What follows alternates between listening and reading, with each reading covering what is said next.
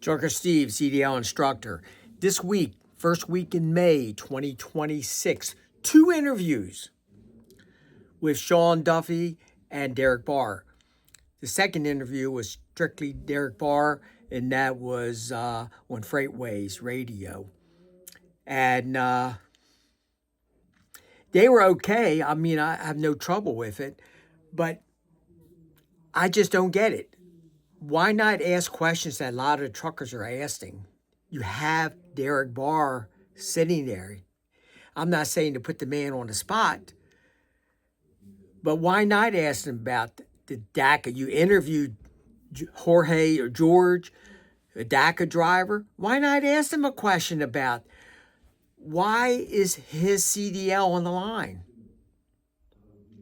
Why not ask him the question, how about self-certification, the CDL schools? Do you know what the FMCSA certification form is when a CDL school sets a student up for his test? Do you know what's on that form? Have you seen the form? Is that another form of self-certification? Have you seen it? So I'm on LinkedIn and I try to get these people from LANDLINE, Freightways, Road Dog, everywhere, trying to get them. Please look at my YouTube channel, Broken CDL Trucking System. They send me maybe 1 or 2 or 3 words, keep fighting or whatever, but they don't seem to have the time to look at that channel. It's not the greatest channel in the world. I'm not the public speaker that they are. But there's questions to be asked. You have the opportunity.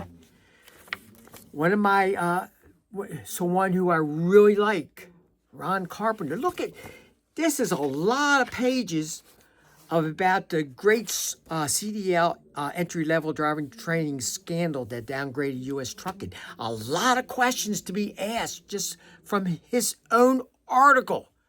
Why not ask them?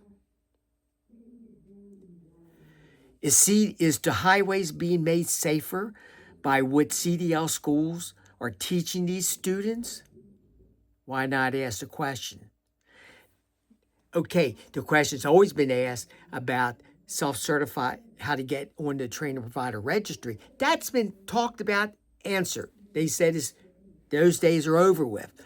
But I would bring up about how CDL schools can self-certify students and set them up for a test, and half them can't even, not all of them, many of them cannot even can back up or barely pass the test. They are not proficient and ready to be tested. Then they go on and get a job in a mega company over the road and they quit before 1 year's up. A lot of questions be asked. Brokers, that part, they'll say, well, we can't get to it because we got to change a lot of rules and that takes time.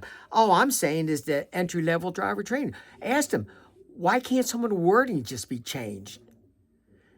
You created entry-level driver training, created a huge amount of loopholes, wording. Just change the wording. That can be done.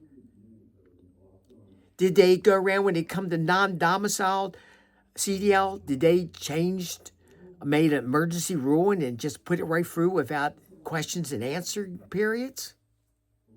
Yeah, they did. I mean, I'm a little disappointed in these 2 people who I really respect.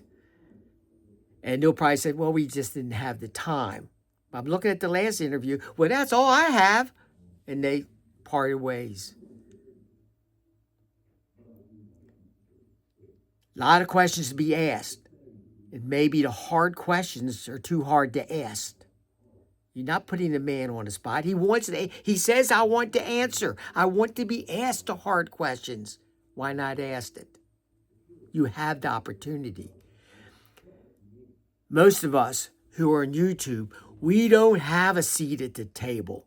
He says he wants to listen to us, but you, Freightways, LANDLINE, OOIDA, you have a seat at the table.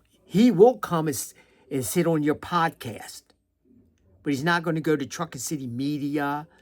He's not going to come and talk to me, etc. We need you to ask the hard questions. Will you? Well, 2 interviews this week with him. I heard some good questions. Not bad. I'm not saying it was terrible. But the hard questions, really questions, not about the 1 year has passed. I don't need to hear that. I want to hear what has not been done and what we, the truckers, are asking. That's what I want to hear. See you in the next one. Be safe out there.